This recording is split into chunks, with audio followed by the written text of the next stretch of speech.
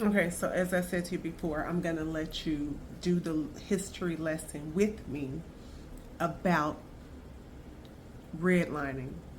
Not We're not even going to talk about digital redlining because we fail to use AI or we think that we don't have to use it. That's going to be a point for another time. I'm writing a white paper on that.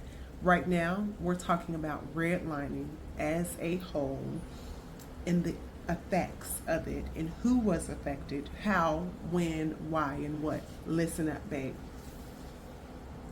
I'm going to give you the real history, the real numbers, and then the chart. No fluff. Redlining. The historical theft. 1934 to 1968, still counting. When it happened, 1934, Federal Housing Administration HA created explicit policy, deny mortgages to black neighborhoods. 1936 to 1968, systematic. The FHA literally drew red lines on maps of American cities, marking neighborhoods where they wouldn't insure loans. Neighborhoods. 1968, Fair Housing Act passed, officially ended it. But the damage was already done. The wealth gap was locked in. Why it's still 1968 today? Generational wealth compounds. If your grandparents couldn't buy a home in 1950, your parents couldn't inherit equity in 1980, and you can't access inherited wealth in 2026. Why it happened? The official reason: risk mitigation. The FHA said black neighborhoods were inherently unstable and presented credit risk. The real reason: wealth consolidation. Home ownership was the primary way Americans built generational wealth in the 20th century. By locking black families out of home ownership, white families, especially working class white families, could build equity that black families couldn't touch. WHO was affected.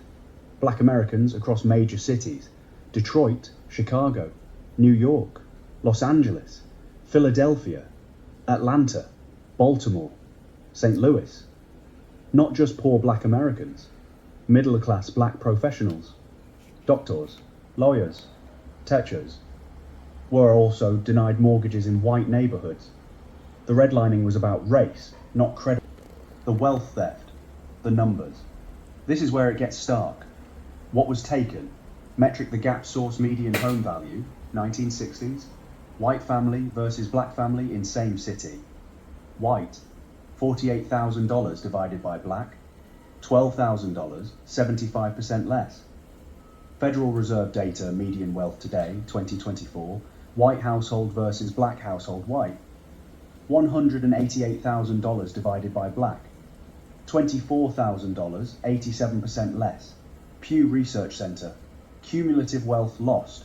Estimated if black families have been allowed to own homes 1930 to 1968, $16, $20. Trillion, over 90 years of compounding.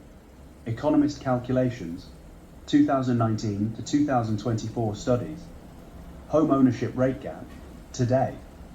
White, 74%, divided by black, 45%, US Census Bureau, 2024. What was gained? By those who weren't redlined. White working class families built equity they could pass down. By 1980, white median household wealth was 12x black median household wealth. That gap has only widened. The inheritance piece, this is the killer. A white family that bought a $30,000 home in 1950 saw it appreciate to $150,000 by 1980, $400,000 by 2000, $600,000 by 2020. Their kids inherited not just a house, but a wealth-building engine. A black family that couldn't buy that same home in the same neighborhood. Their kids had nothing to inherit, and they had to pay rent in those same neighborhoods, which landlords could charge more for because redlining made housing scarce. The ongoing cost, still being paid.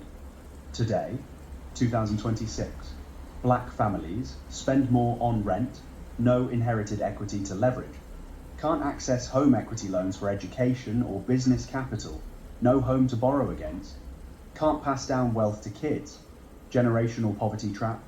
Neighborhoods that were redlined are still disinvested. Less funding for schools, infrastructure, services. Wealth gap is now 87% in favor of white households, worse than it was in 1960. The compound loss.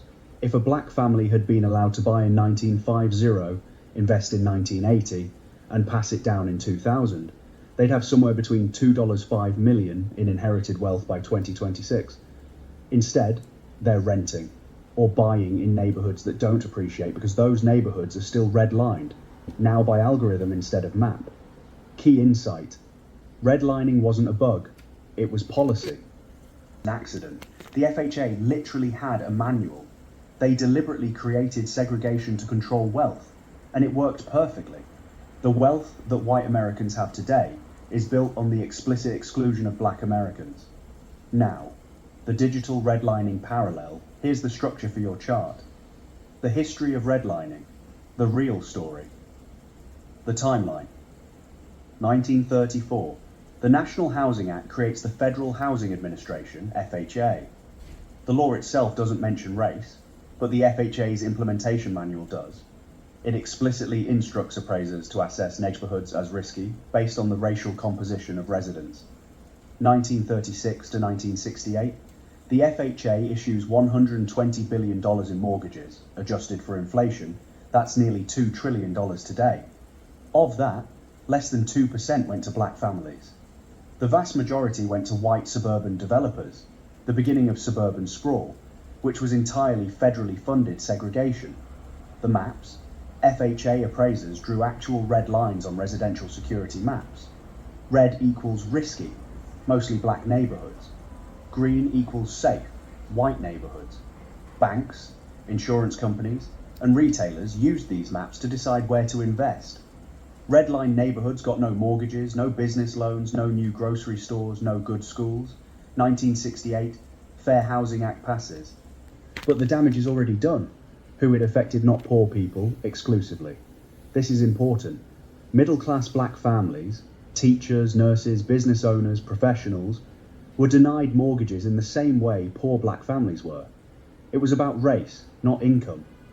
A black doctor earning $100, say in 1960, couldn't buy a home in a white neighbourhood. A white factory worker earning $40K could, and did. That's the point. Systemic exclusion based on identity, not merit. Urban neighbourhoods that were redlined.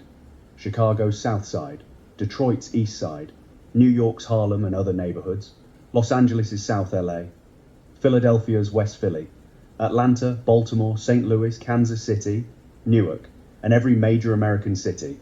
The wealth creation and destruction, for those not redlined, mostly white families. A white family that bought a home for $30,000 in a suburb in 1950, 1960. Worth $50,000. 1980, worth $150,000. They can their kids' college, $2,000.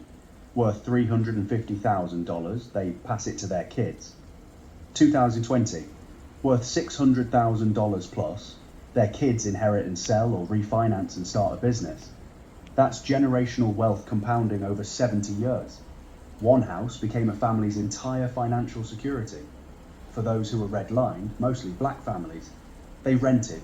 The money went to landlords, often the same people getting mortgages in white neighbourhoods. No equity, no inheritance. Every dollar paid in rent was wealth transfer to someone else, a black family that wanted to buy in a redline neighbourhood in 1950 but couldn't. 1960, they're still renting, paying the same amount per month that a white family is paying for a mortgage, but building no equity. 1980. They're still renting.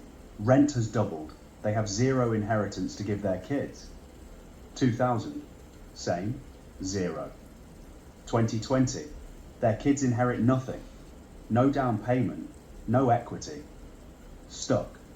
The numbers. The theft. Total wealth stolen. Estimated.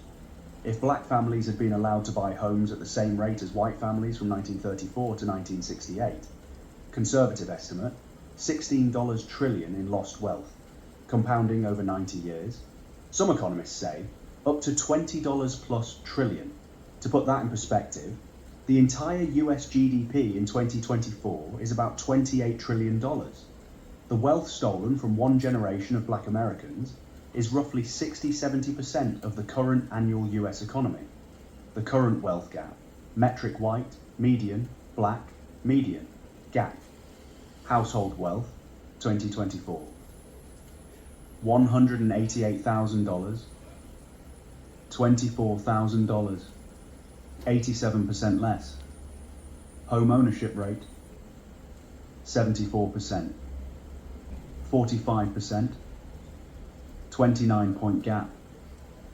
Home equity, median, $209,000, $95,000, 55% less. Inherited wealth, median, $184,000, $0, 100% difference. Where the gap comes from, white families today aren't wealthier because they work harder. They're wealthier because their grandparents were allowed to buy homes in 1950 when homes were cheap.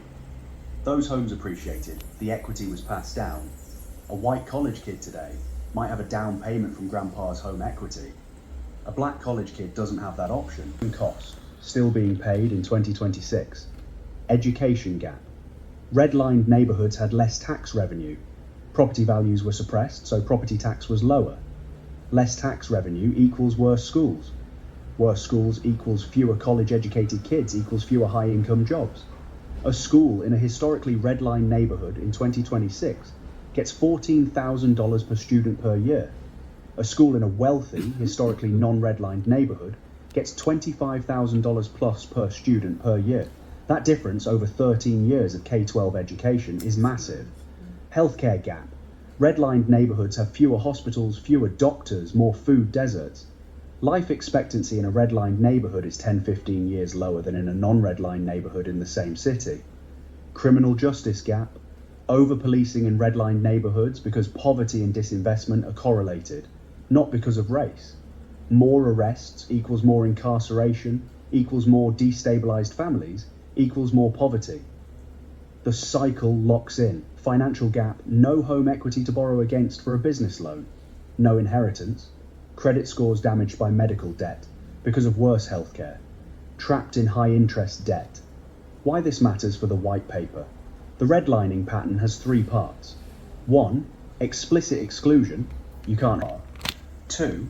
Wealth transfer. Those excluded lose while insiders gain exponentially. 3. Generational compounding. The gap widens every decade because wealth compounds. Digital redlining by omission has the same 3 parts. 1. Implicit exclusion. We're not saying you can't, but we're not enabling you either. 2. Wealth transfer. Insiders learn to direct AI. Outsiders become consumers of it. 3. Generational compounding. Kids locked out of learning now are locked out of owning in 20 years. That's the parallel. That's why the white paper matters. History isn't repeating, but it's rhyming. With a new tool, my honest assessment of what you're building. You're not writing a complaint document, you're writing a wake-up call that shows the cost of staying asleep. The chart above makes it visible. The 7 kingdom rules give people the pathway. And the white paper, it becomes the intellectual and spiritual permission structure for institutions, churches, and leaders to move with intentionality instead of fear. That's significant work. And you're the right person to write it because you're seeing the pattern across sectors, not just in one institution, but in the entire system. Does this grounding in the actual history change how you want to structure the opening of the white? Why did I do that? Why did I play that? Because I can articulate some of that. I knew some of that. But I didn't know that number, those numbers, the data behind it. I just knew that God tapped me on my shoulder and told me about digital redlining by omission, which means digital as in the technology, the intelligence age, the redlining as in not having access to, by omission as in inaction. So we would be committing our own form of digital redlining by omission if we don't do something. And I don't claim to know everything. I am still following the breadcrumbs, but I think I have enough to bake a loaf, and I'm ready to start serving it.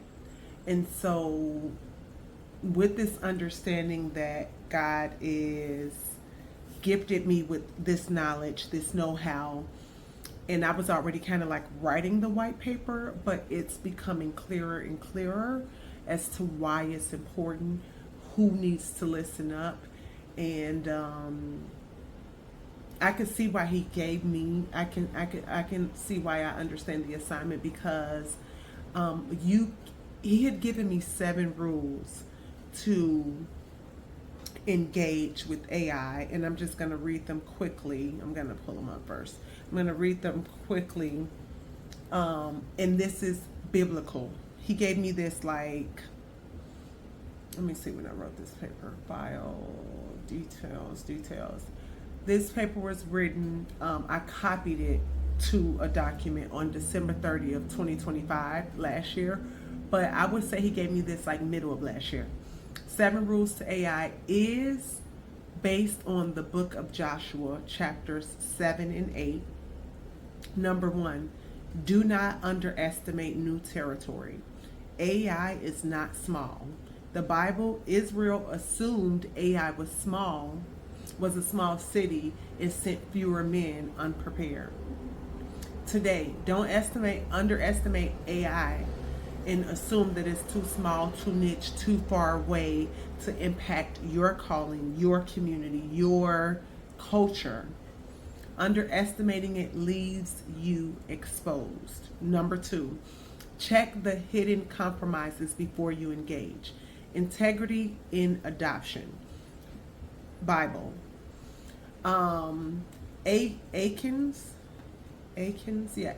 secret theft cost the whole nation their first battle. Remember in the Bible, they went and fought. God told them don't take anything. One of the soldiers took something, hid it under his tent. That's chapter 7, verse 12 to 24. Today, if your AI adoption is rooted in shady data practices, greed, shortcuts, it will backfire. It will. Purity of purpose matters. Why are we building this? How are we going to protect ourselves? How are we going to empower the people? What are we using it for? Number 3, seek fresh strategy. Do not copy and paste. No copy and paste methods. Old methods won't work in new times. God is doing a new thing. But in the Bible, the Jericho method, march and shout, did not work in AI. In the Bible, there was a city called AI. It's big A, small I. God gave Joshua an ambush plan instead. That is in chapter 8. Today, what worked in past seasons will not automatically work in this new AI territory, right?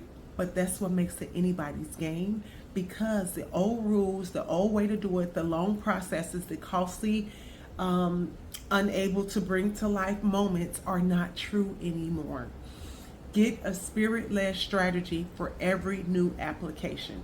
Number 4, approach with both boldness and caution. Courage with guardrails. So do what God tell you to do and be bold about it, but make sure you take it to his feet and submit it at his feet because it's important. Bible. The second attack on AI was bold. Joshua himself took the lead, but it was also calculated with decoys and positioning.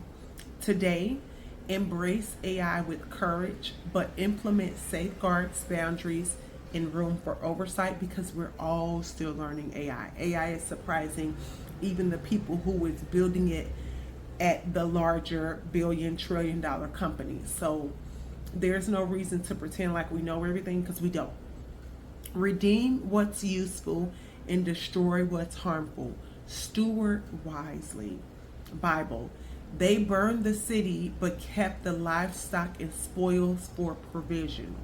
Today, shut down or avoid AI that harms integrity, privacy, or people, but repurpose the functions that can accelerate your kingdom work. So if it can be used for evil, you can pray and use that same technology for good. Just because evil people are doing it doesn't mean that you get to sit it out. Redlining by omission, but okay. Number 6, let God have the glory, not the tool. AI is not your servant. I'm sorry, you are not AI servant, and it's definitely not your savior. Bible, victory at AI was publicly attributed to the Lord's direction, not the military genius. Today, AI is your servant, not your savior. Make sure wins are credited to God's wisdom, guidance, and not your human innovation alone. It's co-creation, baby, co-creation. And number 7, the biggest one, memorialize the lessons for future generations. Build playbooks, covenants, and funds, meaning do not make the people that's coming after us start from zero, babe. Document everything. Bible, Joshua built an altar and wrote the laws on stones after the AI victory. Today, document your kingdom approach to AI so your community and the next generations inherit principles, not just tools.